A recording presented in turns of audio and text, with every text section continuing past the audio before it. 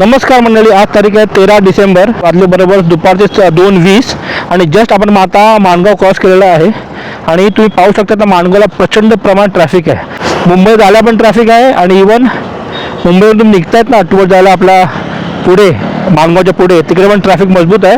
आम्ही काय केलं, आम्ही एक बायपास रूट घेतला जेणेकरून आपण लवकर बाहेर आलो, 10 मिनिटांनी बाहेर आलो. तो बायपास रूटचा आपको व्हिडिओ टाकीन मी पुढे नंतर. पण तुम्हाला मी नक्की सांगेन की तसा प्लॅन करा.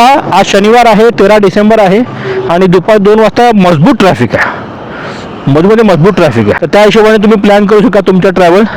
त्यासाठी फक्त मी हा व्हिडिओ बनवतो म्हणून ते.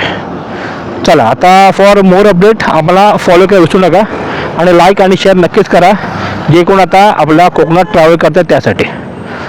हे जाम तरी थोडं सुटलं आहे, त्याआधी मजबूत जाम होतं, दोन्ही साईड जाम होतो.